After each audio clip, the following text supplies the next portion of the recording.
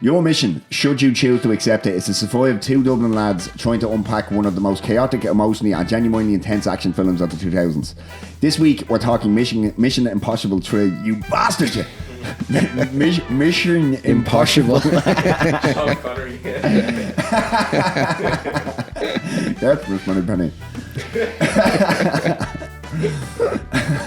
Your mission, should you choose to accept it, is to survive two Dublin lads trying to unpack one of the most chaotic, emotional and genuinely intense action films of the 2000s. The Mission Impossible.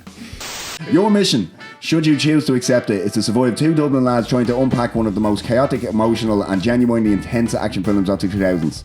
This week we're talking Mission Impossible 3, the film where Tom Cruise is sprinting at full speed, hanging off bridges and screaming for his wife, like every other Mission Impossible film, and facing off against one of the greatest villains the franchise has ever given us.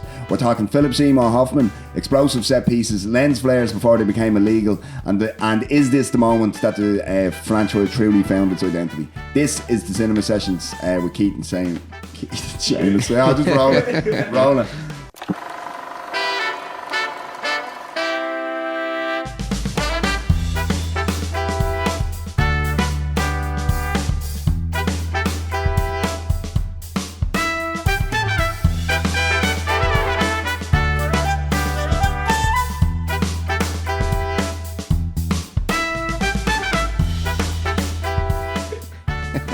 That's it. Well, hi guys, I'm Seamus. And today we're talking Mission Impossible. I'll have to leave that in now for context, because nobody will know what the fuck I'm on about. There was, as I used to say on sports broadcast, there was a spot of hilarity earlier when Keith went full Sean Connery on Mission Impossible. I'm going to have to absolutely put that in for context. I think they should just change the word impossible to be impossible. Yeah, I think it sounds much better. I think the world would be a better place. I'll tell you now. Well, here we are talking about a strange choice from the franchise. A franchise that has, is it 8 of them? Counting the two-parter. Maybe 9, I don't know. See, the thing is with this, the reason why we chose this is because after recording either last week or the week after, me and Kieran go for the point, and we were saying, what? And the thing came up about, I don't know what context it came up, but it was like we were talking about Philip Seymour Hoffman and how he's possibly the only memorable villain from the whole franchise. Because I tell you one thing, and the thing is, having rewatched, to kind of jump ahead a bit, I don't know if he's actually memorable or it's just because it's Philip Seymour Hoffman. And secondly, is it the meme culture? Yeah, the meme is very funny. It's fucking hilarious. It's one of those ones that you're like, every time I see it, I'm like, okay. I stop and watch it. I don't flick by it, like, do you know what I mean? Yeah, it's my favorite. I think the funniest one, and it is a reused one that I saw, but it was good. It was like, for anyone who doesn't know, it's where he's staring very intently and unshakingly, and Tom Cruise is like, no. One of them was, I had seen it before, but it made me laugh, was it goes, the vampire, when I tell him I've covered all my body except my dick in garlic. Oh yeah, or when my girlfriend realises I've had enough points to tell the whole bar who actually shot JFK. Oh, yeah. They're good at it. Like, they're hilarious. And I see, the thing is, because again, and we'll get into it deeper, but having rewatched it, if it wasn't Philip Seymour Hoffman, I don't think he's special. Agreed. Yeah, like, big time. Yeah, he was a huge loss to the world of art or whatever. Like, he was like, so good. He's one of the best. Like, and he's very. It's very rare that you'd put him in the annals of, like, say, with an I would say an O'Connell, but a Pacino or a De Niro or any of them type of actors. Do you know what I mean? I'd be guilty of that as well. It's like, he's not that elite, but he fucking... Well, if he'd been around in the 70s, he would have had more roles. Yeah. But the stuff he did, like, he worked a lot with Paul Thomas Anderson, but even in his first film, Hard 8, he has this one scene, it's not even a cameo because he wasn't famous, and he's just like this arsehole gambler, and he's so good. Like, he just had this... Tom Cruise is very intense, in a noticeable, intense kind of a way. He's trying very hard to be Hoffman he was intense without it seeming like he was pushing it, there was just something about him. That's the thing, and it's a sign of a good actor that he can be that intense, but he can also be a affable, lovable oaf. Yeah, like, but and he then still also just brings something extra to it. Like, he was truly like a great talent. And then for anybody who doesn't know, that Philip Seymour Hoffman had his demons, shall we say, and like one film that always springs to mind when I think of Hoffman is Love and Liza. I never saw that It's one. Yeah. very good. We watched it in college, myself and Kieran, and the really sad part is because it's a guy who's really kind of emotionally dysregulated. He's a glue sniffer in it, if I remember. Yeah, something like reviews. along yeah. those lines. Now it's been a while since I've seen it, but I do just remember his performance because it's so intense, so emotionally dysregulated. Like you can't help but feel a bit frazzled watching it yourself. Like you don't know how to feel. And when he talks about that film, he says that's the closest thing I've ever been able to put on screen and what's actually like in my head. And then just I'm gonna have to watch it now. it's terribly sad. Like, but again, he's great at what he's being asked to do in this. But the problem is the character itself is just way for thin. Like, we'll get to it, but I essentially agree exactly with everything you said there. So why we get it, if on the off chance anyone's uninitiated, Mission Impossible I or 111 is it Ilhan Omar, wasn't she getting grief over calling it World War 11 or something, is an action spy thriller from 2006, 20 years old, directed by J.J. Abrams and written by Alex Kurtzman, Roberto Orsi and J.J. Abrams, starring Tom Cruise, Philip Seymour Hoffman, Ving Rhames, Michelle Monaghan, Billy Crudup, Jonathan Rhys-Meyers, Maggie Q, Kerry Russell, Lawrence Fishburne and Simon Pegg. Not a bad cast. The film follows IMF agent Ethan Hunt, now retired from active duty, and training recruits as he is drawn back into the field to rescue a captured protege and confront ruthless arms dealer Owen Davian. That is a decent villain name, to be fair. Who's it's James Bondian almost. Like. It is, yeah, it's good. What was it? Wasn't it in Darkman we were saying that Liam Neeson had a terrible main character name? Yeah. And this is a good villain name. Yeah. The film has a 6.9 rating on IMDb with a Metacritic critic score of 66 and a user score of 7.2. On Rotten Tomatoes, it holds a critic score of 73% and an audience score of 70%. It grossed approximately $398.5 million worldwide against a budget of around $150 million. And on a personal note, folks, maybe the real impossible mission is finding happiness in this abject, cruel existence. But things are fine. So Thanks for said asking. Philip Seymour Hoffman. Indeed, yeah. Now, I'll put my cards on the table. I find this an interesting choice because I find the film so uninteresting. It's a good one to talk about because its position in the larger franchise, which I do quite like overall, is interesting because Mission Impossible 2 now, my memory of it is that it's way worse. Like, it's bad, and I'm a big John Woo guy. But this is like forgettable, weirdly. But that's what makes it kind of interesting. But the thing about Mission Impossible is, I couldn't tell you, other than the fact that I've rewatched this, obviously, very recently and a couple of times this past week. Yeah, I couldn't fucking tell you from the Ghost Protocol to Rogue Nation to what. Yeah, wait, the one is it? The one with the plane, is it, or the one with the helicopter? That's how you do it. Like the first one's the one where he hangs from the ceiling. The second one's the ridiculous John Woo one. This is like. What is it like? What's that one? It's almost like, see, because J.J. Abrams came in to this franchise to kind of reinvigorate it because the second one was so poorly received. Like, do you know what I mean? Yeah. And it's kind of seems like it's a transitionary piece in an overall franchise because obviously they had all intention to make another 10 it is if God had let them. Like, do you know what I mean? And it feels kind of like that because it kind of if you remember the first two, and the second one is probably one that I have seen the least, that, and I genuinely can't remember. I just remember the sunglasses, and he throws them away. Like, do you know what I mean? But, and the Limp Bizkit theme, which I was big into at the time. Cards on the table, yeah. And so that's what I feel this is because it kind of went from a more of a spy thriller. This is the bridge to this big action spectacle, like big set pieces. It does kind of feel like a dry run for the later ones, except it's missing like the set pieces, which is what made those work. Yeah, I think have I seen all of these in the cinema? I think so. So I saw the first one when it came out, like when I was like 12, and I still now I can understand the plot, but I remember at the time just being like, I can't understand this at all. And we actually went back, and it just reminds me how times change. We went back to see it more than once because of the train scene at the end. We were just literally like, oh, that train scene's amazing. And I look, it's less than 5 minutes long or something. But it was genuinely like one of the first things like that we'd ever seen that was like clearly fake. Like they couldn't actually be on a train going that fast. But looked real. But it looked real. And like I know it sounds like it was after Jurassic Park and all that, but it was a genuine like a CGI kind of thing that was impossible to do, and that was really exciting. The second one I remember going like, oh no, this is John Woo's kind of death knell in Hollywood. This one I remember actually thinking it was okay, but looking back at it now I'm like, ugh. This would have been the first one I saw in the cinema. Okay.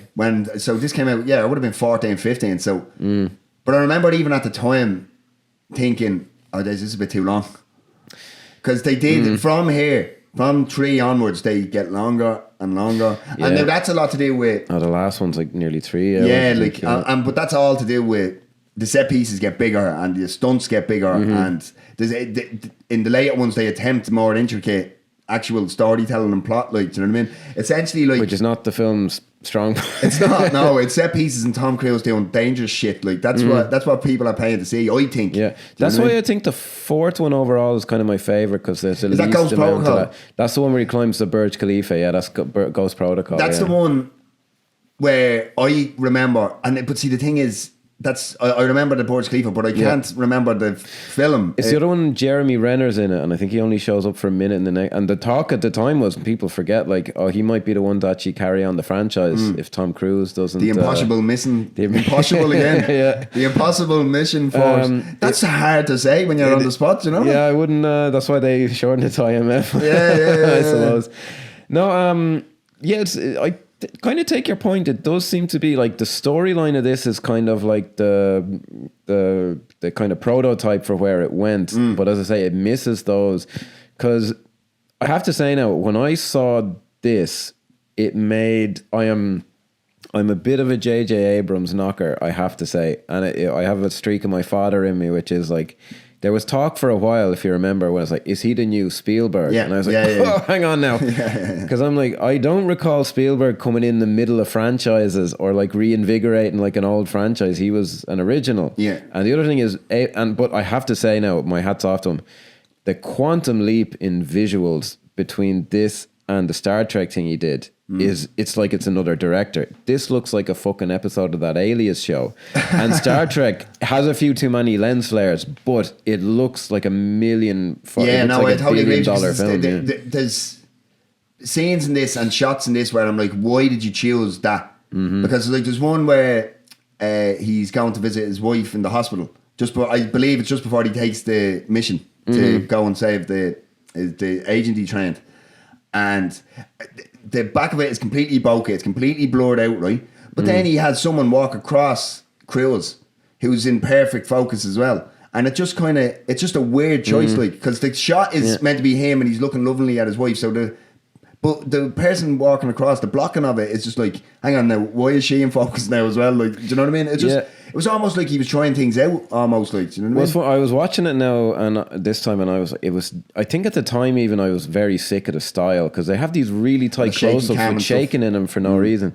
And I remember going, I bet Tom Cruise was pissed off at him, but they did a commentary track together and they're having the greatest crack in it, and I'm like, all right, I guess at the time this was just kind of considered okay.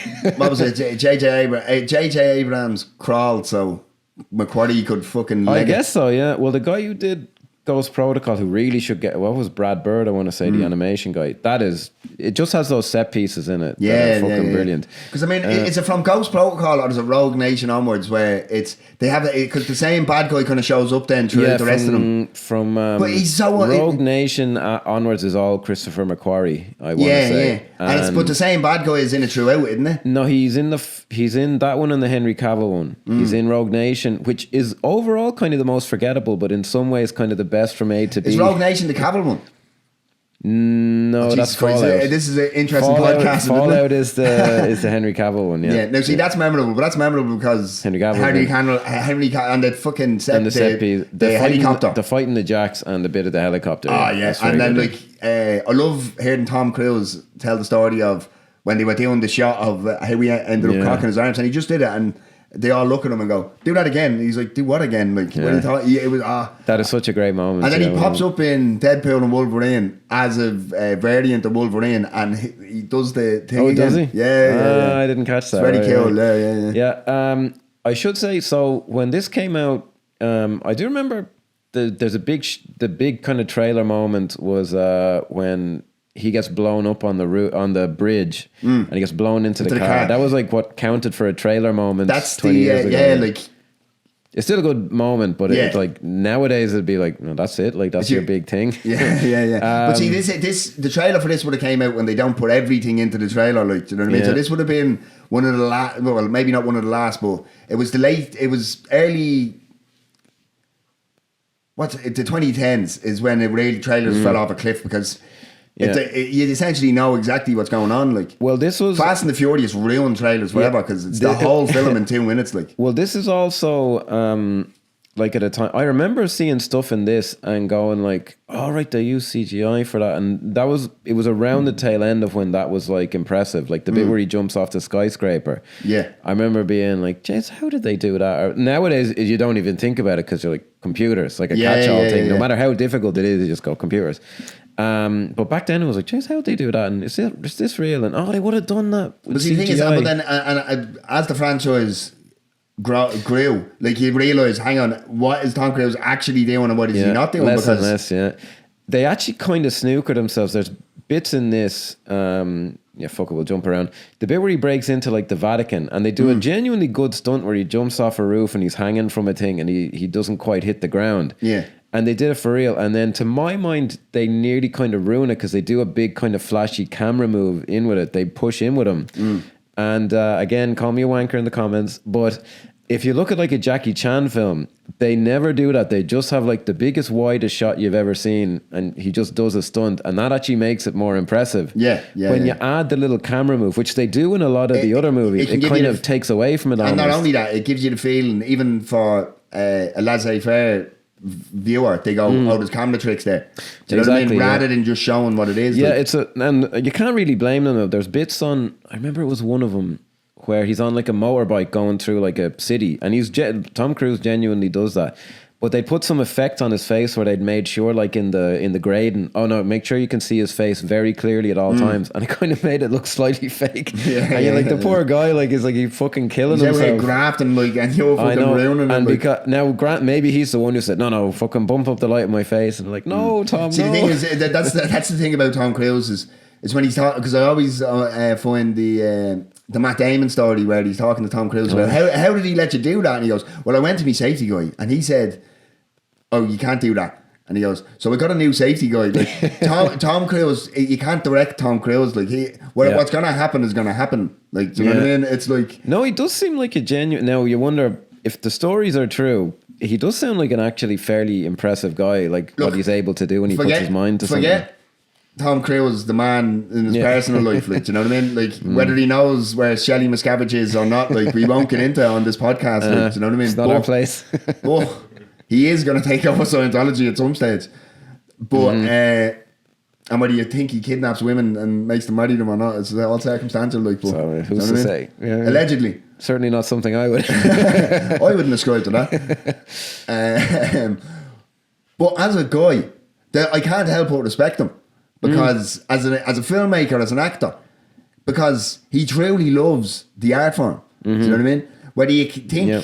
And I genuinely think he has some very good acting chops, like, do you know what I mean? There's some like, I thought he was great in Eyes Wide Shut.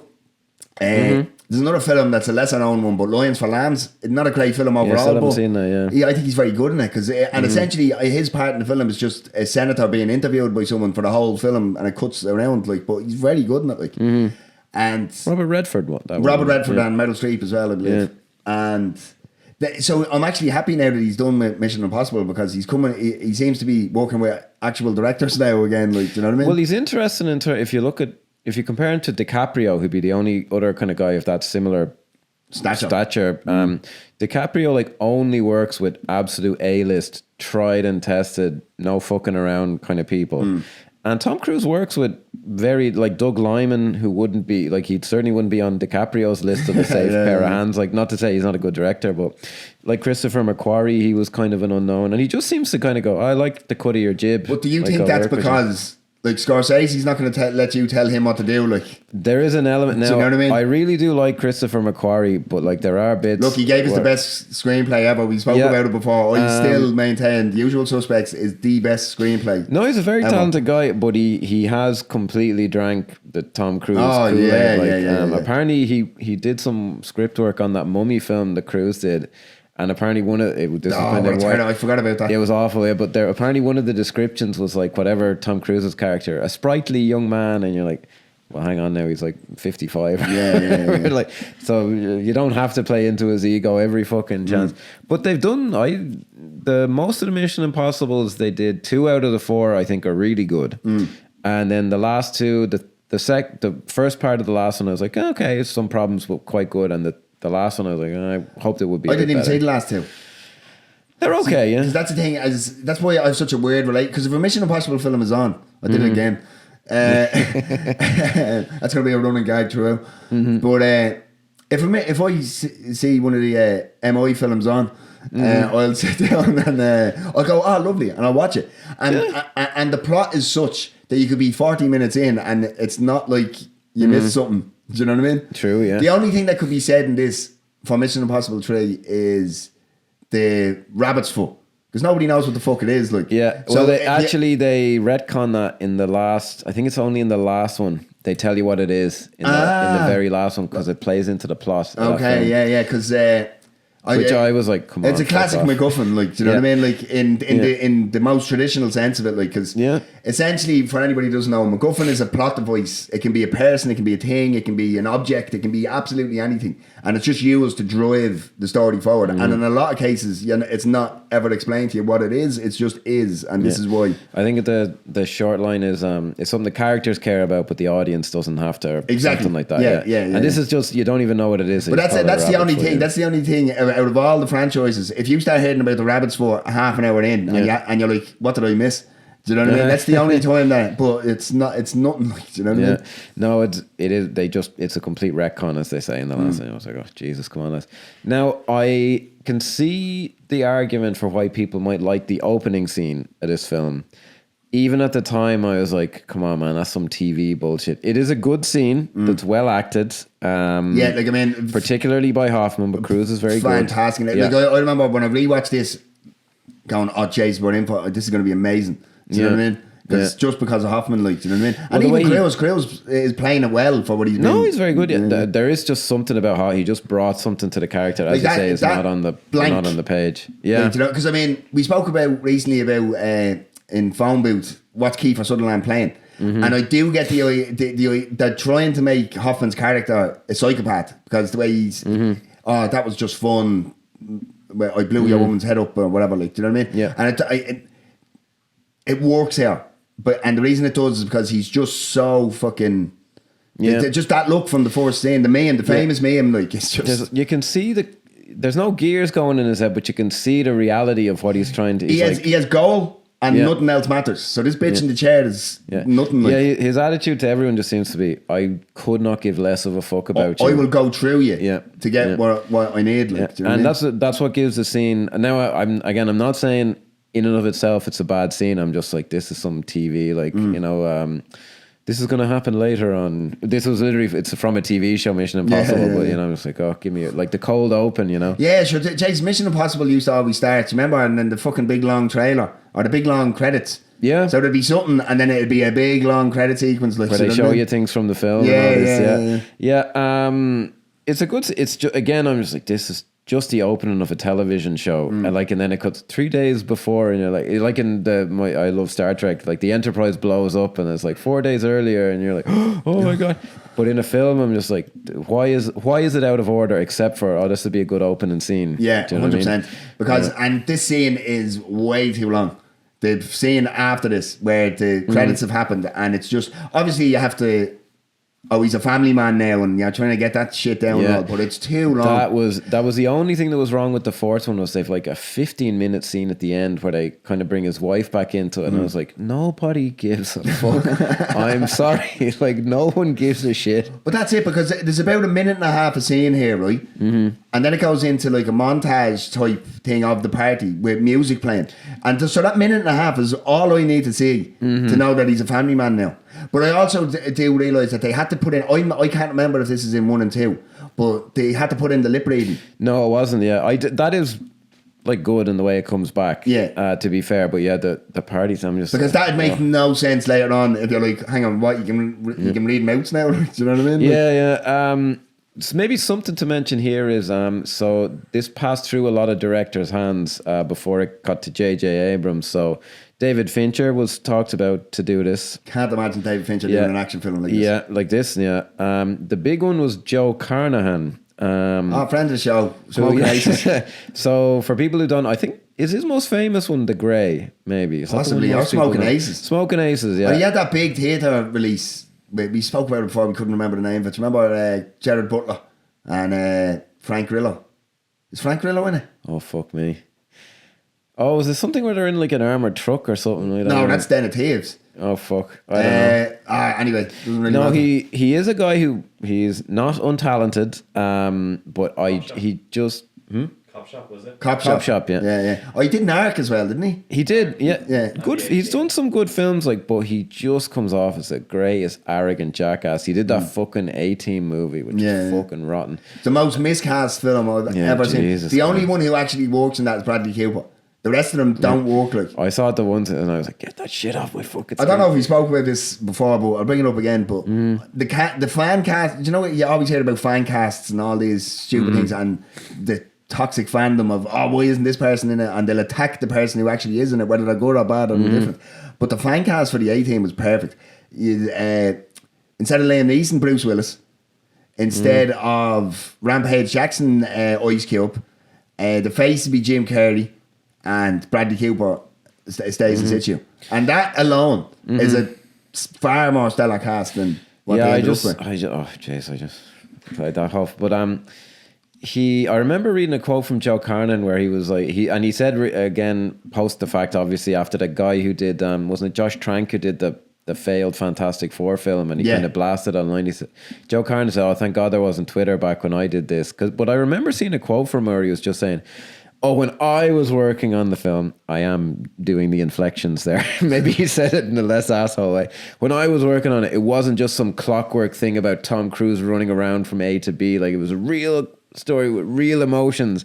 And I'm like, I've no idea, but nah, bullshit. I'm not buying it, man. Sorry. We've seen the rest of your work. Like, it's just like, give me a fucking break. Like, he's so up his own hole. Like, I'm like, there is a lot of running in this film.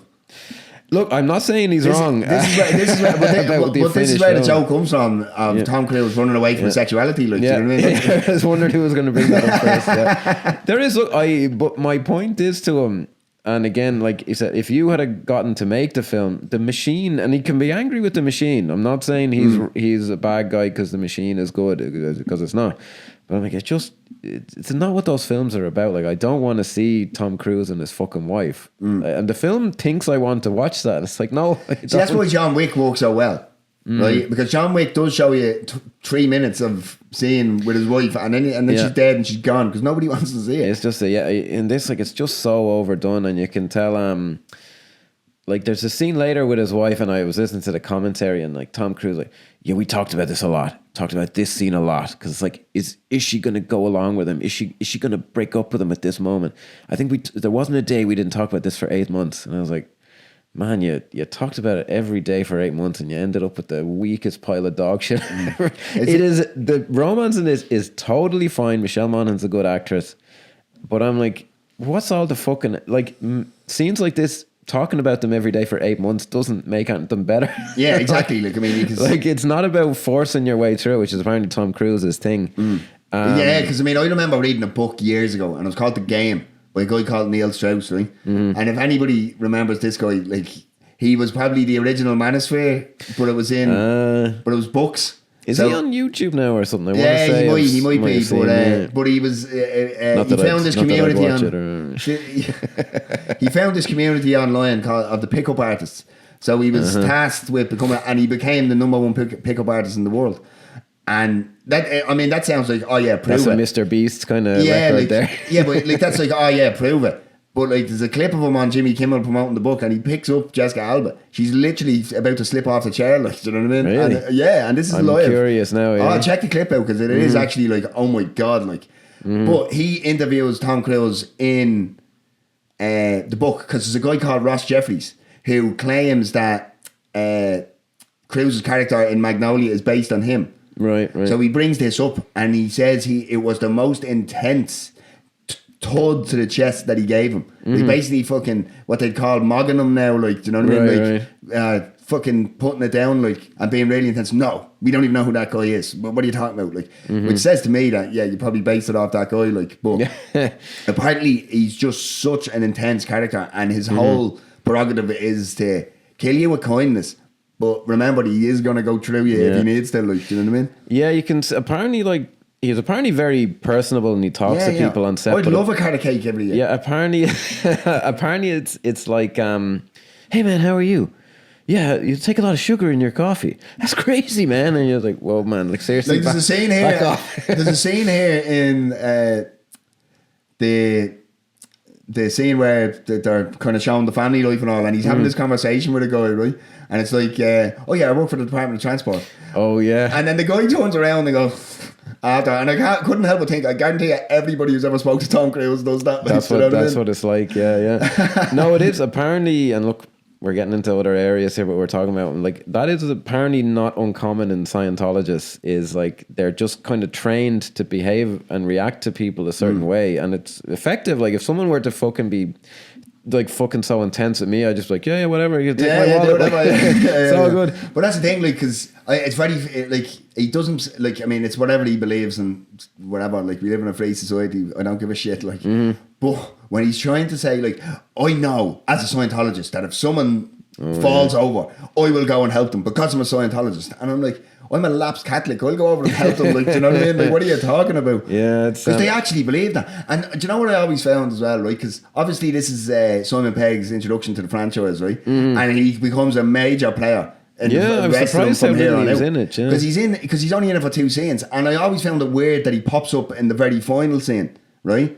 Because he's not as part of the crew, because he's not played like that in the rest of the film. He's not, no. So the only thing I could think of is he must have fucking sworn allegiance to fucking Xenia or the intergalactic fucking say, we're going to put you in here, like, do you know what I mean? Maybe, yeah. Because I couldn't see why he popped up at the end. It was funny, actually. Fair play to Simon Pegg because he's come so far, but on the commentary when they just said, oh, there's Simon Pegg, Shaun of the Dead.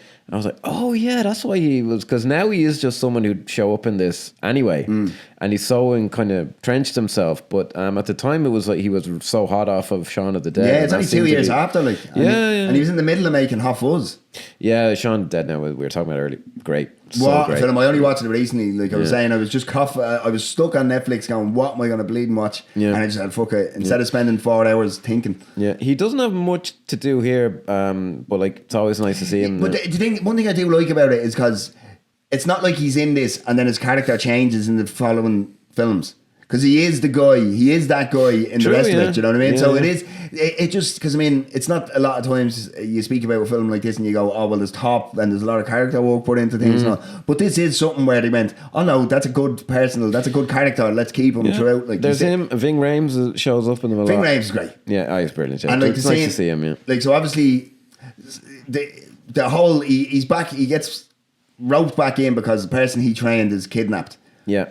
By Hoffman's character, and they go to save her. There's a big, huge action set piece, which is really cool. I love when they have the automatic rifles and Ving Rhames is just banging them. Yeah, there's some good stuff there. I did just find myself going, like, this looks like a slightly bigger budget TV show. I know what you mean. Yeah, like yeah. I said he must have gotten a new cinematographer for Star Trek. It's the same guy. I would have to imagine they sat down and were like, all right, that didn't work. It was just not good enough. It just looked like Alias with more. Like I was surprised. I was like, did they have a smaller budget for this? Because it looked like a sub $100 million film.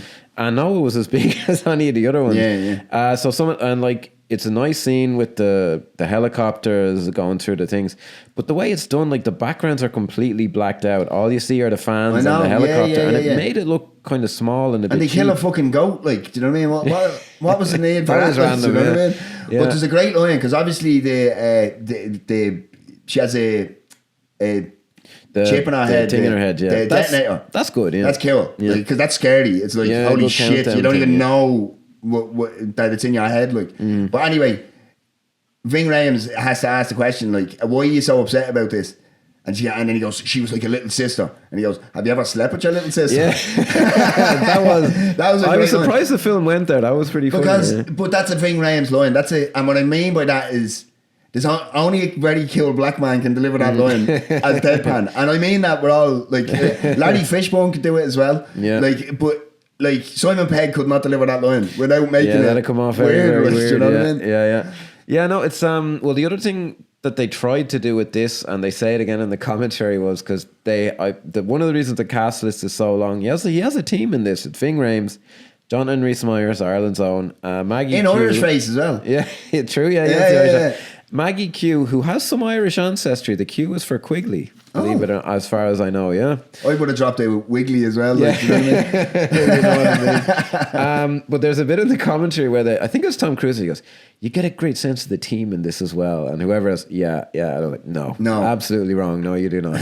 They are like, absolute also-rans. But I have to say though, for a bit part player in a team that's not very memorable, other than Ving Rhames, Jonathan Rhys-Meyers as an Italian delivery driver is absolutely, because when they're having the argument when they're about to break into the Vatican, because they have to kind of shut down the street so we can get up the wall.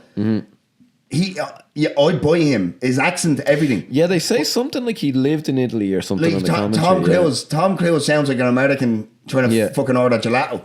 Do you know what I mean? Whereas he sounds like an actual. Now I could be wrong. An Italian could say no, that's shit. Like, but it's probably not like near perfect, but like they say something like, oh, he was good at it. He said, well, he lived there for a while, so he must have picked up some flavor of it or whatever. And the thing is, I can't help if you listen to when they're the big set piece at the end. Well, is it the big set piece in the end where they jump in the building?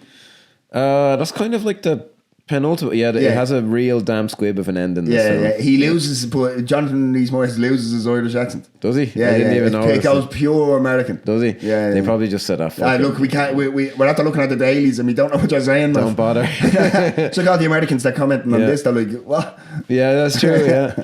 That's what captions are for. Yeah, come on, guys, get with the program. You just don't get a good sense, and it just seems like, why are they here? It reminded me actually weirdly of in Bohemian Rhapsody, which is so the Freddie Mercury movie. It's not even funny because there's that scene where they're all in with Mike Myers, the record producer, and I remember watching the cinema just going, why is everyone else talking? Just let Freddie Mercury talk.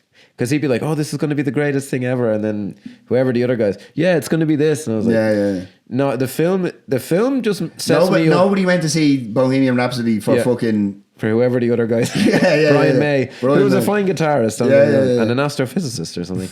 But like the film was set up in such a way that I was just like, why are these other guys talking? And the same with this where they're all banter and it's not Ving Rhames. And I'm like... Why are these people joking with Tom Cruise? I don't even know these people. Yeah.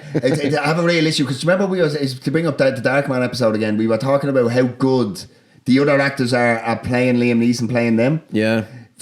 As much as we've sang Philip Seymour Hoffman's praises here, he's not Tom Cruise. He's not playing Tom Cruise playing him. He's just playing him. Do you know what I mean? There's bits where... I hit the mic, take a drink, folks. There's a bit where he's putting on the mask and he is... legitimately like a different guy, but I take what you mean when he's playing him. Yeah, he is just like when they get into the Lamborghini, and they're away from everything. The way he's playing it is not as Tom Cruise. He's playing it as the. I didn't notice that as much, but I was. It's only for a second. Yeah, it's only like that bit. So yeah, sorry, we're getting kind of ahead of ourselves, but they go what should have been a much better set piece, I think, where they break it. This is like what you kind of go see Mission Impossible for. But even like the gadgets, I'm like, the bit where he takes a photograph and then he puts it in front of the camera, and I was like, with a timestamp on it. Yeah, I was hoping so there's a timestamp on it. So was there? I didn't even know. The picture he takes has a timestamp on it. Or because when it switches back on, it has the time on it, and it's like that's not going to move. Someone's going to notice that. Like, do you know what I mean? Because they do that, and it is now. It can't really be fair to compare to, but in the fourth one, they do the best. It's like the best gadget I've ever seen in a film. If you remember the bit where they're moving down the corridor, and they have a screen up that like projects the corridor onto it, so the guy can't see them move, and it was so well done and like weirdly plausible. And then with this, you're just like, all right, yeah, that's like, it's like something from a 70s Bond movie, which is not good. Like they're so difficult nowadays, gadgets, because we literally all have gadgets that are better than Anton James Bond ever had. We have iPhones. But that I was like, all right, I was hoping that could have been a bit better. They did that really well in the fourth one. Do you remember in the fourth one as well, they have to change all the numbers on the hotel doors? Oh yeah. They have a little gadget for that, and you're like, that's clever. That's good. That's good. Yeah. See, that's what the thing. Like, if you're gonna do the whole gadget thing and all, because I know back in like the 60s, 70s, the old school James Bond ones, and even the new ones, like. What was it? Die Another Day we did, and driving the car on the Tomorrow Never Dies. Tomorrow Never Dies, and they're cool. He's remote controlling the car, and you have to make them clever. If you just have, because and it's been done to death, like in parodies of spy films about this poisonous dart will this, that, and the other thing out of a pen, or it'll be something ridiculous. It'll be a juice box or something, and that'll explode toxic gas. But they have to be clever. They have to make you go. And in order to be clever, it's not just this is going to do this fantastical thing. It has to make sense. Do you know what I mean? The layman has to be able to go, oh yeah, you could do that. Yeah, it's not easy. Like the bit where he gets the mission from the disposable camera. I'm like, that's good. That's about where you want it to be. Sorry, we did skip over a good bit where we are introduced to Lawrence Fishburne's character, or as they call him on the commentary, Fish, which is apparently what people tend to call him. He's actually given some good dialogue. He goes, it's like clever, and you can tell he's pissed off, but he's like, I'm so annoyed, I'm going to be very clever with you. And I'm also the coolest cat in this room, don't you worry about it. And he's great. He was legit. I was like, is he in more of them? And he's not. They should have brought him back more. And I did think Billy Crudup is what he's given to do, especially later on. I'm like, he's good. Yeah. What's that line? He has a great line of dialogue, Larry Fishburne here. He goes, someone says about, it's not fair for you to judge I can't think of the actress's name, but... Kerry Russell's character. It's not fair to judge her on based on... And he goes, well, chocolate makes you fat, and that's not fair, or something along those lines. I always butcher these lines and get slaughtered in the comments for it. But anyway, you know what I mean. You know what I mean? Like, he's very... Like, the way he plays it is, he's just like, I am smarter than all of you at this moment. And this was like just the point before he completely lost the run on himself personally, like, and just looked a complete shit of a man afterwards. Like, you know what I mean? True, yeah. Well, and look, you can look however you want, but when he showed up in that movie Predators, and he's like, I've been living on this planet by myself for a year, and it's like, have you? What have you been eating? How calorie dense are them berries? Look, a very fine actor, but he's genuinely like, he's cool. He's what you want in this kind of a movie. He's very statesman-like. He's very. He's what you expect the director of a CIA type organization to be like. Do you know what I mean? And the other thing they say is they go, "This is the first time you've really seen the IMF," and I was like, "Yeah, it looks like a dog shit TV show fucking thing." Like, that's why like you can kind of go, "Okay, the sets in these movies aren't realistic," because the one in this is, to give it credit, realistic. And I'm like, I'm paying money to see this. Like, give me something spectacular here. Yeah, exactly. Because you know, even though it's in real life, it's probably just like an office block. Yeah, it'd probably be drabber than this. White walls and you know what I mean. But if you're gonna try and stylize something, just make sure it's properly stylized. Yeah, that's what I mean when I say I was expecting this must have been a lower budget than I remembered. And it's just not like that. It does seem to be he was so used to filming Alias, which is, again, just to harp on about it, I have to give him credit. It is essentially like a different guy directed the Star Trek thing, because it looks like twice its budget, and this looks like half of its budget, whatever fuck he did. So there is one kind of gadget in the Vatican bit. By the way, how many black tie events does the Vatican host? But anyway, exactly. Like, sound off in the comments if I'm wrong about that. Well, that's what I'm saying. But that's the thing, because I remember sitting there thinking today, watching it, and going, how do you get into these events? Like, what? Yeah. Like, how do they vet the workers? Like, do you know what I mean? Because it's just a hotbed of every criminal and everything. And I'd well believe that there's some shady bastards that get invited to the Vatican. Like, fucking Marco Rubio was just there. Like, do you know what I mean? But, like, do you know what I mean? Worse than the Owen Davians of the exactly. world. Yeah. At least he's trying to hide the fact he's selling fucking weapons to the wrong person. Like, you know what I mean? But anyway, but it's just it's a cocktail party. Like, as far as I know. Yeah, and Maggie Quigley's wearing, I just called her a full name for whatever reason. She's wearing like this sexy red dress, and I'm like, isn't this the Vatican? Yeah. Like, and then she arrives at the gates of the Vatican in an orange Lamborghini, expecting to be on the list. Like, do you know what I mean? And I mean, that's possibly what you want for the film, to be fair. Because I mean, I genuinely, when I rewatched this, I went, "Is this the one with an orange Lamborghini in it?" Because I remember when I was 14 seeing that car on the big screen and going, "Oh my god, it is a nice car. It is a nice car." And then they blow the bleeding thing up. Like. Yeah, it was a shame. So this is the bit where they're swapping Tom. This is the staple of the thing, is they do the face swaps. This is one of my favourite things in all of cinema, when they cleverly do this. And in some of the later films, they catch you out because one of them will just pull off a mask and you're like, I had no idea. There were bits in some of them where they pull it out. There's a really obvious one, unfortunately, in the second one, because it is supposed to be kind of a twist. And then in this, it's a cop-out moment where they do a reveal on it. But no, it's good. Like, even in the first one, there's a few good. That's where it kind of came in. It is a cool gimmick. There's one of them later on where Benji is done. And you ever see how they make it? It's the mirror.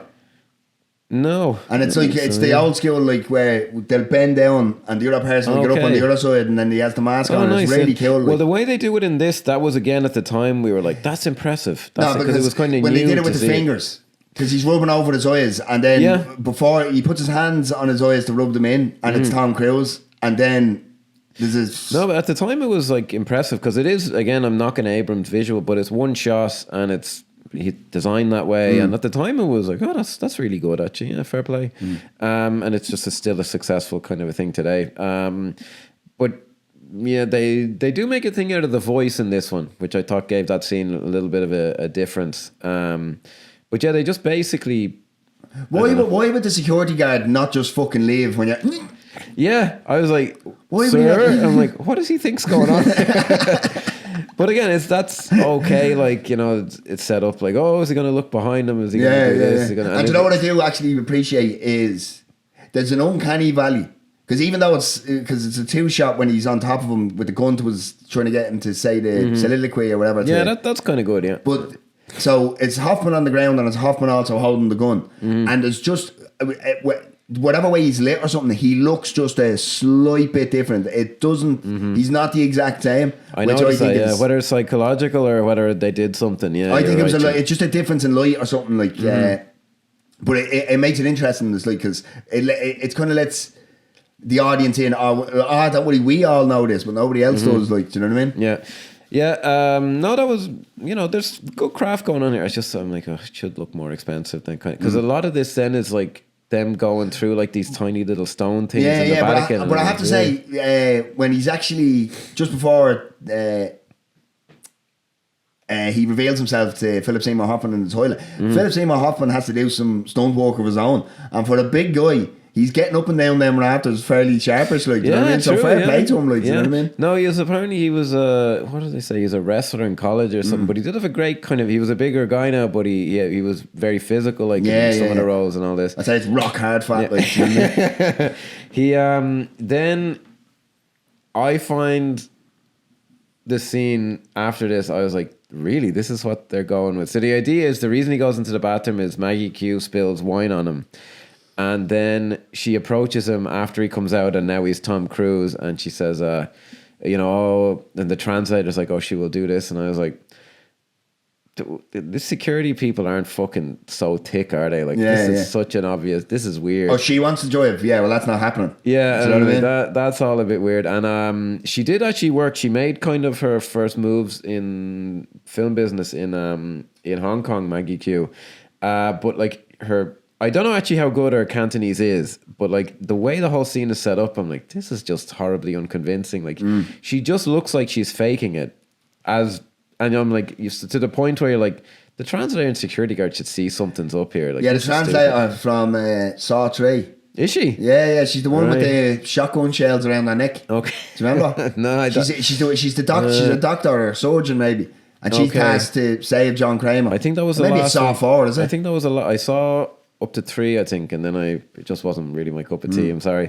Yeah, it's Jesus, it just is not very convincing. I was like, is that seriously what they're going with this? Like, you might be the only bloke I know who harps on about Cantonese in every fucking film. I find a way to bring it up. No, she is just saying like, I'm so sorry, blah blah blah. Like, she says some kind of stock phrases that I know, but it is the other thing is, I know this is way too in the weeds, but like someone of Maggie Q's background wouldn't just speak Cantonese, they'd speak English pretty well as well in the reality of the film. But look, I'll give it a pass for that. Then they blow up the car, and then there's a legitimately good scene where they have the confrontation on the plane, where again Philip Seymour Hoffman brings something to the scene that I don't know is there on the page. Like 100%, because up until this point he's just blank essentially. Like, and I don't mean that the performance is fantastic, but the character is just blank. He's it's devoid. A compelling kind of blankness. Yeah. If that makes sense. Yeah.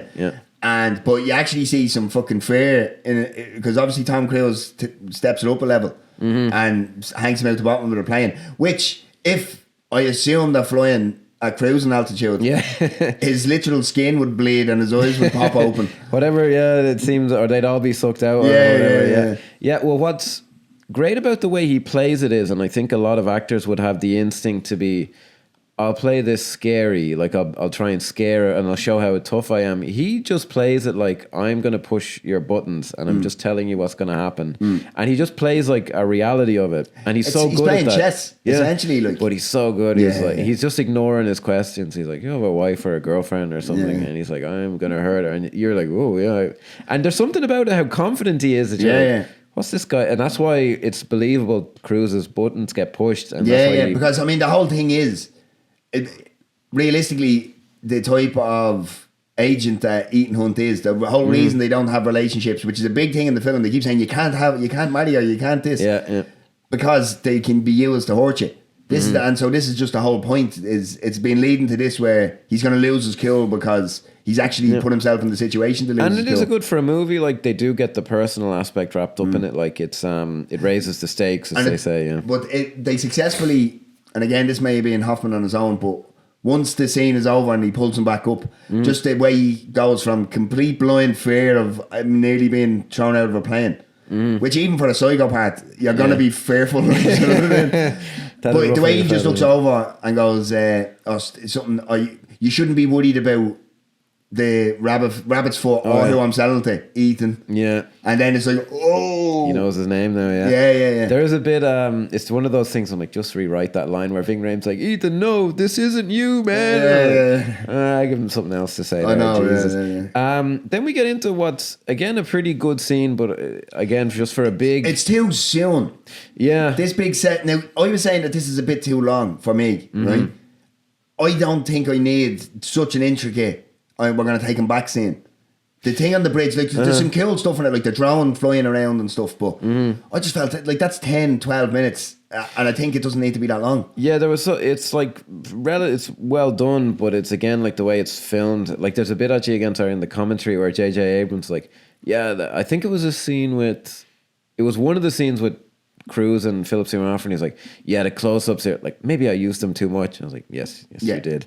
And I'm glad you know that. It annoys me as well that they do the fucking pointless little camera moves while they do it. I'm like, if you're going to use the lens, what's wrong with just fucking keeping it steady? But it was very, to be fair to him, it was very hip at the time. Yeah, because this would have been around the time of transport and all, wouldn't it? It would have been. Yeah, it was just. I remember at the time like being pretty despondent because I was like, what happened to just locking off shots and stuff? Yeah. It seemed like think crisp images. there was no Joseph Kaczynski around at the time. Like it was just Paul Greengrass and fucking the he Bond was films, like. he really did. It was funny with Paul Greengrass. I don't know if I mentioned this before, but when like he did the Bourne film, or like before that he did like Bloody Sunday, which was, you know, legit kind of docudrama. That was like, oh, this is so down and deep and gritty, and like this is, you know, he's reinventing the blockbuster. And then when I saw the trailer for Captain Phillips, it was nearly like a parody. It was nearly like Michael Bay does this true story, because that style had so become the blockbuster style, as opposed to the reality kind of a style. So it's funny how that kind of comes around and loops around, and like bites in the arse. Yeah, well, what was so like gritty before, now it's just like the blockbuster look. It was in. To be fair to him, he invented that kind of look basically. But yeah, this scene, it just isn't quite big enough scale for this kind of a movie, but it's an okay scene. I take your point though; it is a bit long, and and it's like as a set piece on its own, it's complete. Like I enjoy it. Like, do you know what I mean? Like Abrams said himself, the close-ups and stuff is a bit too much. Because I mean, I think what he's trying to do is add intensity, and it just doesn't kind of work for me. No. I'd much rather the wider shots of the fucking drone, and they're actually trying to dodge the drone. In I was real surprised time, it was a drone. Actually, I didn't know that they were around and that good for that long. They're kind of. See, they're scary. the problem as is well. they are scary, but the problem is, again, you know me, a big logic guy. A drone does not need to be that close to you to pick you off. That realistically, that'd be 10,000 feet up. Like, do you know what I mean? I know, yeah, that's the thing. I was actually watching it, and there's like a bit where it fires a missile, and like there's like 10 seconds or 20 seconds before it hits, and I was like, it'd have hit him like. You'd see he's getting the gun, leaving, and then it'd be fucking done. Well, that's one thing I did like about some of the writing in it, right? Is because he's running again towards the car, and Ving Rhames goes, "There's an M65 in the trunk," and he goes, "I know." See, I like that type of shit. Because that kind of grounds it for me, if you know what I mean. Because that's, I know. Like, that's, you could imagine that in real life. Like, that's how you say, it's like, shut the fuck up. I know, you fucking idiot. Like. No, this is the closest it comes to a big, memorable set piece, which is kind of one of the big flaws of the film. Because after this, it's all fucking very run of the mill, like kind of stuff.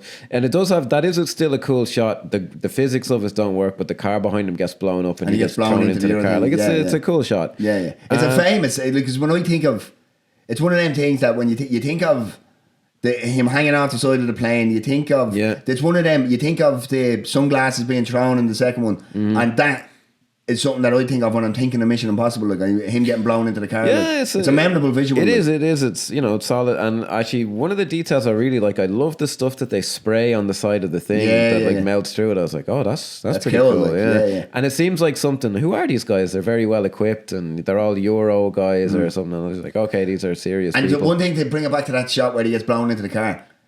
One thing that I do actually appreciate, and it happens quite a bit in the Mission Impossible franchise, is he's not like Vin Diesel in Fast and Furious, where he'll get blown through a fucking building, or he'll crash through two buildings and he'll be fine. He actually has a moment and goes, oh, like he felt it. Like, to be fair to him, he does that in the fifth one where he's underwater for ages, and he was actually underwater, and every time I've seen it, I'm like, this looks CGI. But he actually went underwater, and he plays it for like a few minutes in the movie afterwards, as in he's forgetting things and he's not quite right. And I'm like, fair play. But sure, I believe that's 8 minutes or something he had to hold his breath for. Yeah, or something like and that's my problem with it, is there's so much. They did the same thing in the Henry Cavill one, where they actually jumped out of a plane, and then the entire, basically everything else is CGI, but they did just jump out of a plane because it's meant to be at night. They did it in the day. There's meant to be a lightning storm, and of course there's no lightning storm. I'm like, you went all that fucking effort, and then it still looks CGI. Like, and it's not. It's apparently the same thing in Top Gun Maverick. But that's just way more successful, because them actually moving in the plane really adds to the visceral kind of thing of it. And the CGI is so convincing in that. Whereas in those ones, again, it's just like, oh, come on, lads, would you not? Either like just say, okay, well, like where he did the big stunt that they made a thing out of, where he gets the bike and he jumps off the mountain. I remember seeing, they did like, it's not even a trailer. It was just like, here is Tom Cruise doing the thing for the stunt. And he was on a ramp. Like, he drove up a ramp on the side of a thing. And I remember watching him, my friend, we were like, how is that going to be in the movie? Like, why is that ramp there? And then you watch the movie and it's not a ramp, it's just meant to be a bit of the mountain and it looks fake. And you're like, oh my God, I went to all that fucking effort. That's it, yeah. Because it does fall victim to that quite a bit, like, where he is actually doing something fucking dangerous, like, but what's happening around him isn't actually there, and it's kind of like, you shot yourself in the foot, like. Yeah, in that particular scene, they've all these different angles. Like they've a helmet cam, they've this, and it's not as impressive in a weird way as the stunt in The Spy Who Loved Me, where the guy jumps off the cliff, because that is just one shot on like a zoom lens in the 70s, and you're like, no, that's actually just they just did it, like. Because I mean, I think so. What happens then now is his wife is kidnapped. Yeah, and he's given 48 hours. Now this again, big logic guy. There's no way he gets arrested for God knows how long. Because not only that, he's put out, isn't he? I think, isn't he? Yeah, he's knocked out. Yeah. So how long is he out for? He's given 48 hours. You set his watch. Yeah. How long is he out for? Where is he being transported back to the OMF headquarters? I don't know where it is in the States. Right? He's Hannibal Lectered up. And which was annoying me, but then it made perfect sense to me. I'm like, this guy is like the ultra He's legit killer. Meant to be that dangerous. Yeah. So it made sense then. But then he breaks out. How long did that take? Yeah. And then he gets a flight to Shanghai. Flies to China, yeah. And then all of a sudden he still has time left. I did like how when Hoffman is giving him the countdown, he's like, wait, when he's setting the thing, because it is kind of funny, because you're like, is it going to be that exact? But then you're like, well, with Hoffman's character, you get the feeling like, because when he calls him up there, he's like, it's 5 seconds, and you're like, I bet that cunt would have killed her. He just, to be fair to him, that's a big success, like, in that you because at the end of the day, I think he would have killed her, because in the logic of the film again, he was gonna get the rabbit's foot somehow anyway. Yeah, he is just like, look, it'll happen anyway. Yeah, it's like No Country for Old Men. It's like, it doesn't matter where it is now, because I'll get it eventually. It doesn't matter. You don't matter, and you're like, oh shit, I'm really fucked now. That whole scene, I have to give it credit now for the bit where he goes to Shanghai and all of his great friends in the fucking group show up. Yeah. How long did it take them to get there? Yeah. And I did have to were they on separate flights? Like, exactly. Yeah. I did have to give it some credit. I don't know that it's successful for the kind of film it is, but they do essentially just go, I will do a thing where you don't even see him getting it. And I was like, well, at least that's different. I don't know if it's a good choice. Yeah. Or is it just like, I can't think up and imagine it. Well, I mean, I don't think I would have been able to go to another kind of set piece type scene. Yeah. So I think in that context, it works very well. The only thing is, they almost try and hint at a romance between Jonathan Rhys-Meyers and Maggie Q. Yeah. Oh, they kind of do. Because she's saying a prayer or something for him. Yeah, I do actually remember when I saw it. There's still a load of them here, but at the time, there was a huge amount of Chinese immigrants living in Dublin, and they'd always be at the cinema because they were all learning English around the time. And they were openly laughing at her Chinese. That scene I remember. And she's like, this is a Chinese prayer. And I was like, well, judging by the... because they make a big thing. It's like, can you teach it to me? And I was like, I'm not very well, apparently. So that's why, but that's why I thought they were trying to... Because they needed something to hold attention. Do you know what I mean? Yeah. Instead of them just sitting talking in the... I remember actually at the time, I kind of didn't even really notice it. Like, it just... they just don't do it in a way that makes it very memorable. But a friend of mine, I remember him complaining about it, and he goes, oh, it's like that scene in The Simpsons where it's like, well, I won't bore you with the details of my miraculous escape, but here I am. And I was like, all right, well, but I have to give it credit for doing something a bit different. But it didn't work out, because he goes, no, just look up, and he jumps out the window, and he's not high enough for the parachute or whatever, like, you know what I mean? Yeah, they always had a problem, I find, sometimes with it. When they're like the bit where he blows into the building and he sees the janitor and he kind of gives him a nod, and I'm like, yeah, it's okay, but he's am I meant to laugh there? Or? Yeah, he's a little too intense for moments like that. He doesn't have that lightness on his feet kind of Tom Cruise. He's very good at some other stuff, but moments like that, like if that's Ryan Gosling, I'm laughing for the next 10 minutes. Like, yeah, you know exactly. Outrightly. Do you know what I mean? No, he just has that kind of lightness of foot kind of a thing, and Tom Cruise is like, you can see the effort kind of. The amount of effort he puts in is why he's where he is, and it kind of hurts moments like that. So then the film just turns into like the last act of an Alias fucking thing. It is really kind of, because I mean, you go through some relatively big set pieces, and it's kind of just, and because they put it's just Benji, go left, go right. Well, because they put the scene where he's threatening him at the start, they have to kind of do the fucking Cliff Notes version of it here. And you're like, oh, well, it's kind of lost its impact now. That's unfortunate.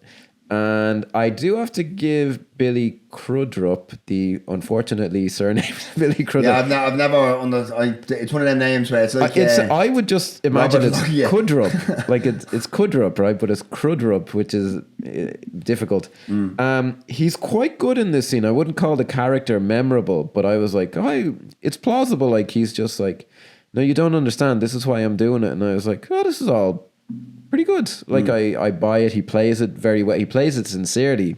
Like it's a classic thing. Like from his point of view, he's the good guy. Yeah. And it's very believable. That's the classic Christoph Waltz when he's asked, how could you play someone so evil in Inglourious Bastards?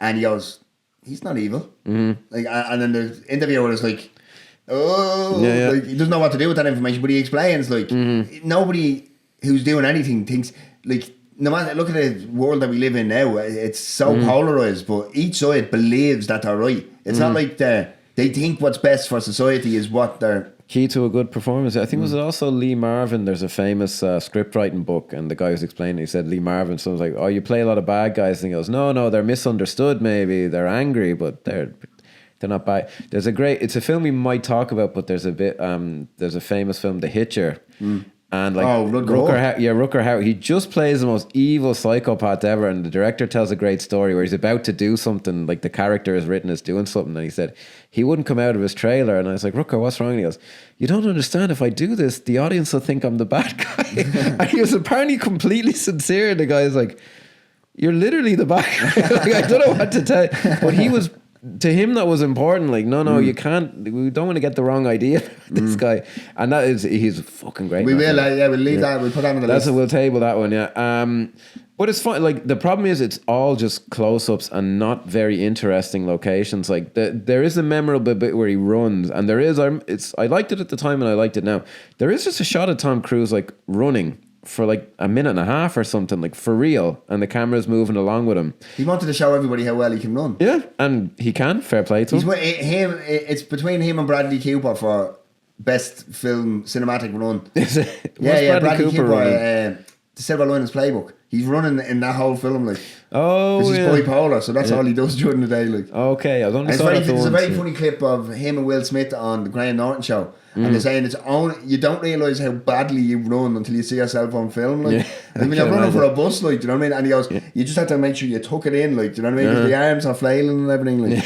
But Tom Cruise has a great cinematic run. He does. Like. The ultimate one is in Fallout, I think, where he's going across London. That's for the one where he broke his fucking ankle and then it got repaired in like a week, or there's some mad recovery rate or something. Yeah, and they left the one where he snaps his ankle in the film. Yikes. But this is pretty good. I'm going to sneak in, but I'm sure he's saying whatever he's saying in Chinese horribly, but he says it so confidently that you're like, fair play to him, yeah. It's just kind of good, but then he shows up in the thing and it is just like something out of a spy TV show. Like, it's all very close angles. Yeah, but so he arrives at this, what I can only, it looks like some sort of fucking local dentist bar. Officer, yeah. But no, but where the four guys are sitting at the start, it looks like a bar. Yeah, and then they all just stare at him, and then it's this kind of fucking point off. Like, who are those guys? Yeah, like, why are they helping? Are they the triad? Are they like? Yeah. Very strange. And then they end up in a dentist's office. And then, so he, at this stage, Cruise has the yolk in his head, which is a good countdown. And Seymour Hoffman sets it off. And it's not a great scene because it's not well filmed and it's not very, but he beats him up. He's very plausible, like as a physical threat to him. And not only that, but it's very kind of crude. Because he's obviously not trained the way you say you need to hunt to be trained. Yeah, he's so just it's very much and, bully in the hallway. They do the thing where they disable Tom Cruise so he can do it. But he's still like, you'd be like, oh, he's really beating the shit out of him. Yeah. And then all that happens is he gets hit by a fucking truck. Well, it's so quick. It's so fucking stupid. I was like, I remembered it happened and I was like, oh, there must be some build up, and he kicks him into it. No, he just gets hit by the fucking thing. Do you reckon they left the shoe there for the rabbit's foot? No, I don't know. I hadn't thought of that. I do remember thinking, what kind of a shoe was he wearing? Semiotics, you know what I mean? Maybe, yeah. I didn't get that far in the commentary. I don't think I didn't have time. I wouldn't be surprised either way. But it wasn't even a kill, like, because I mean, you're basically focused on Tom Cruise as the thing hits. Yeah. You don't even see it, like, do you know what I mean? It's very weak. It is like something out of a TV show where if you ever watch, like, I was rewatching not too long ago, The X-Files. Great show, don't get me wrong. But some of the episodes, like, they just kind of end. And it's like, oh, it's a television show they had to film in 6 days. And that's the kind of shit you see in a TV show. Again, I hate to harp on about it, but I really think he was way too still in his Alias zone. And then we get into the bit where his wife has to fucking give him the electric shock and then bring him back to life, which could have been a better scene than it is. And she turns into fucking Joe 90 with the... Yeah, and you have to she fucking lays 15 bullets into that gun. Yeah, she's maybe a little too handy with it, but it's fine. I mean, a choice to explain it. Like, there's no way that if you've never held or fired a gun before that you're going to fire a gun like that. Like, do you know what I mean? I think he says it's a really effective close quarter weapon, and I'm like, yeah, okay.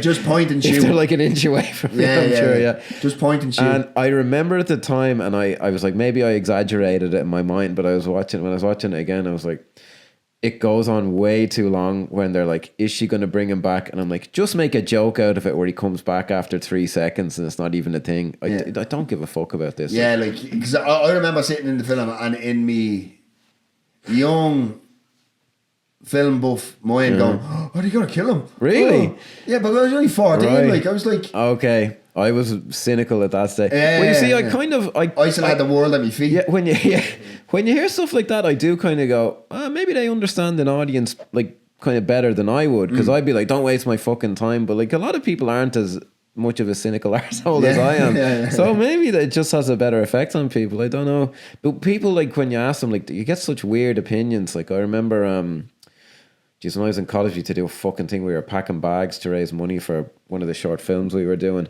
But I remember your one who was working the counter goes like, oh, so what films do you like? And I was like, oh, I like The Matrix. He goes, didn't like that. And I was like, oh, why not? And I was like, for gots or whatever. And she goes, I hate films where it's so obvious there'll be a sequel. And like, that was it. And I was like, all right, that wouldn't enter it. Like, I might not like it when they're set up for a sequel. But she was like, the whole film is bad because... And imagine being the fucking Wachowskis and you're like sweating bullets and then you're like... Imagine getting such a scathing critique of Donna from the fucking checkout and Duns. Like.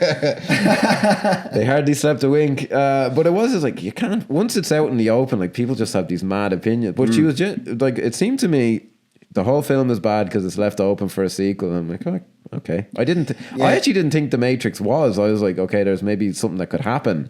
But the film stands the alone. Fucking second one says 2P continued. Yeah, well, I'll give her points for that. She was talking about the first one though, and I was like, oh, really? No, I wouldn't say that was so obvious that. Yeah, it was like, okay, that something could happen after this, but like RoboCop didn't have to have a sequel necessarily. Now it did. These are all terrible examples. They all had sequels, but I just found it very weird. But like, yeah, maybe they just be like, this is just, of course, a cynical film student who thinks he's better than everyone, which is not, of course. Not Seamus, no. God, no. Wouldn't have a superiority complex. But yeah, I just maybe, come on. But like, as I say, other people might have genuinely like, oh Jesus, will he? Because they maybe are just more invested, whereas I'd be like, oh, Tom Cruise. Now that I'm thinking about it, I'm thinking, did I hear or something? I'm making this up that this was to be the final one. Yeah, that's funny. When you're younger, you tend to believe things like that a bit more. And so maybe I went, they're going to kill him at the end. Do you know what I mean? Maybe that's more. Yeah. Now that I think back on it, like, I can kind of see that, and it reminds me as well of, again, because this is back when this would have been back at a time when up until this point I grew up and a trilogy was a fucking trilogy, like, do you know what I mean? You didn't come back for a quadrilogy or a do you know what I mean? Or a series like this. Yeah. This probably realistically, like, this is sort of because everything's a fucking franchise now, from John Wick to obviously the Marvel universe. This kind of paved the way for it, like. True, yeah. Well, it's still like it's still the Bond films are suffering in comparison to this because they were doing that stuff better than, like, Skyfall now is better than any Mission Impossible. Now, I think. Here's a question. I see James Bond films, right? I've never. The reason I don't see them as I don't see them as sequels per se. I see them as like anthologies, like. True, yeah. Now, obviously, the latest ones, Daniel Craig ones, there's a true point throughout. Yeah. But like, I mean, Roger Moore in Moonraker has nothing to do with fucking. No, true, yeah, and I think that was one of the strengths of it. Yeah, it's a good point on what separates it out. Like, a lot of the surface things, but this is the Tom Cruise show. Like, there's and this is what I mean. by the fourth one is where they figured out it's about stunts. But this is kind of like he goes renegade. He's off the books. You know, the IMF are hunting him as well. This is the beginning of a lot of that stuff. Like, I can't remember. In the first one, there's some of that, but it's more of a thriller. The second one is kind of up its own arse, and John Woo wasn't the right choice for that. Depends on glory. Yeah, but it was funny because the fourth one was the first time that you're like, they've finally figured it out. Yeah, which is funny. No, all that talks reminded me of when I lived in Hong Kong, because I'm a wanker. I was teaching in a boys' primary school, and I'd come back after fucking. There's a joke in there somewhere.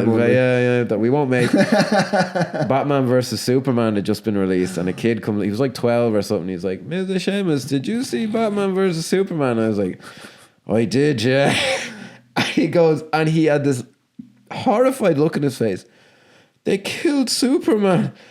I can't believe it. And I was just like, I saw that moment and I was like, oh, they're doing that story. And they'll bring him back in the net. It never for a moment had any emotional impact on me that they killed Superman. But a 12-year-old. And this fucking kid was like, oh my God, they fucking killed Superman. And I was like, oh, don't worry, son. I'm sure I have a funny feeling he'll be back. Again. But like, it never occurred to me to be upset about it. And that's such that's an almost unwatchable film. It's so bad. I cannot. Martha. I know some of his film. That's actually the least of the film's. Why did you say that name? Yeah, it's his mother. Oh Jesus! But it has no flow, and it's that's fucking so. Awful, it's just, and when I heard it, because I mean, I have to be honest. I watched the 4-hour version of Justice League. Yeah.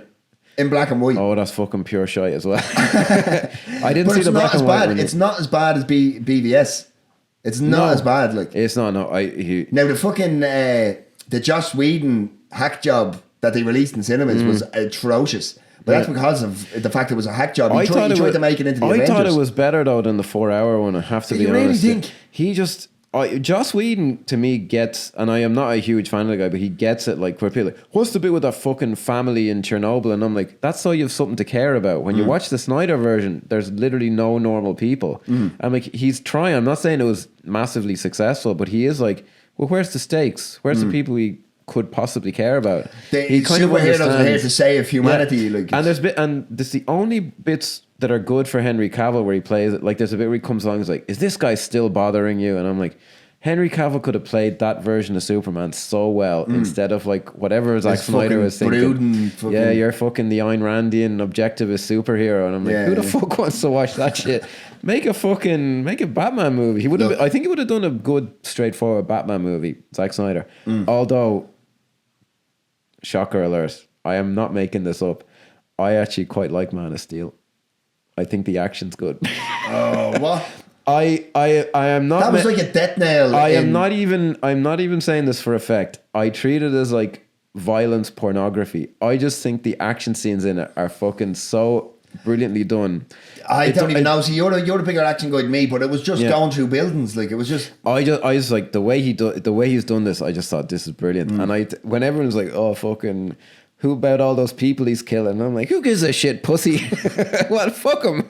The way he did those scenes, I was impressed. So when I saw Batman vs Superman, I was like, this is the worst piece of shit I've ever seen. And there's bits where it's like, get him to that abandoned island. And I was like, you see what you've done, you pussies? You've ruined it. The only good thing in these fucking movies.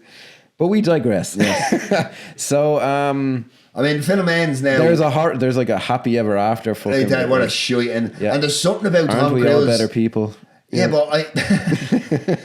but Tom Cruise when he's playing that smiley, I know he's good at it. Not in these films. No, he's not. No, I don't believe you for a second. Do you know what I have to rewatch is Jerry Maguire to see. Because that is him just in a rom-com, and I'm dying to see how well it stands up, or does it just seem weird now? Because that was like everything that you know. Yeah, that was one of his biggest films. Like, it's fucking amazing. Like, was that the one? It was Cuba Gooding Jr. got the Oscar for that. Yeah, didn't he? And Renee Zellweger. Show me the money. Yeah.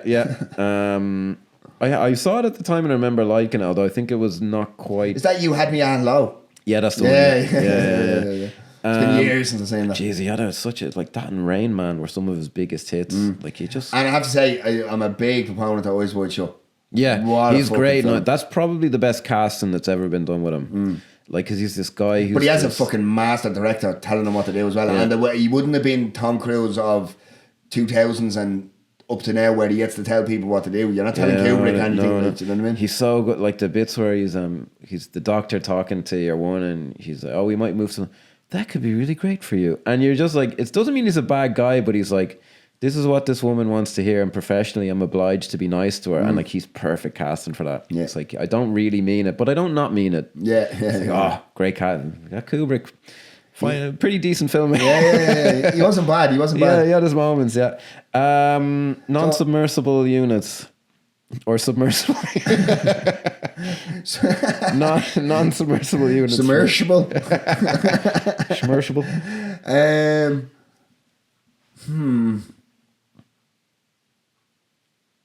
I'll never forget the orange Lamborghini. It's a nice car. It is. I had one. This is one of the rare times that I thought of one before. But I can't remember it. Well, it's funny. What the thing is about the Mission Impossible. Philip Seymour Hoffman. Sorry. Yeah. He's literally like, he's the reason we revisited it. It was me and Kieran were talking, having a point, and he's literally the reason we came back to it. He was such a loss. And I fucking really wish that just the character, he played it fantastically, but I wish the character was given a bit more depth. Yeah, because he's doing a lot of things. More to do. Yeah, he's doing a lot of things where I don't think it's written down or he's being told what to do. I think that's just the great actor that he was that brings that to life. Like, you know what I mean? And it's 100% the... Yeah. It's funny actually that this is like the perfect franchise for the non-submersible, because the first one is the bit where he hangs from the ceiling. The second one, like the sunglasses. This one... Oh, how Emilio Estevez does in the first one. Yeah, that shocked me. I never the guy from the Mighty Ducks. Yeah, that was I was like, holy fuck, what the fuck are they doing? And they cut just as it goes in. Yeah, like, just you know as it goes what I mean? in, yeah. The fourth one's the Burj Khalifa. Yeah. The fifth one, I think it's your one, Rebecca Ferguson's leg. Do you remember that? That was famous. Yeah. Quite a leg. 6 is Henry Cavill. Henry Cavill, the cocking of the... but they have the dogfight in the helicopters. That's fucking brilliant. Yeah, that's great. The fighting the Jacks is great though. Yeah. The 7th one does have the train bit at the end, and then the 8th one hasn't been out long enough, but the 8th one is 8th then, Jesus. Yeah, the 8th one it wasn't a misfire, but it was like, I wish it had gone out on a better kind of a note. Like, they're worth seeing though if you come across them. I'll say the bit where he's blown into the car, because why not? My star rating is a little more complicated, because I'd give this and the second one 2. And I think the second one is worse, but I think it's still a more respectable 2 because it was trying something. Whereas this, I'm just like, this is a bit... It's all just kind of middle of the road and not as memorable as it should be. I solely on the basis of Hoffman, I'd give it 2.5. But I agree with you too about everything else. Just he elevates parts of this film that don't deserve to be elevated by the craft makers behind it. Like, yeah, it's nearly a shame. Like I just was never the biggest Abrams fan. Seems like it's not for nothing. He seems like a really cool guy, and I've never heard a peep about him being like an arsehole or anything. So fair play. And he is a Bryan Singer. He's he's a much better director than you would think of from this. I really don't like Star Trek 2 that he did. Was it Beyond Darkness or something like that? That the Cannes one. Yeah, but he's a solid... his Star Wars films aren't my cup of tea, but he's a good director. Yeah, like Star Wars is a whole different bleeding podcast. We'll be right back. But we'll leave it there. I think it's all done and dusted for this week. It's an interesting one to talk about in the fact that it's kind of the redheaded stepchild of the fucking franchise. Yeah. As much as the second one is worse, and I think it is also the redheaded stepchild. The redheaded cousin. Yeah. You ever sleep with? Do you ever sleep with your redheaded cousin? Right. See, I can't deliver that line. Tell us in the comments. Yeah, let us know.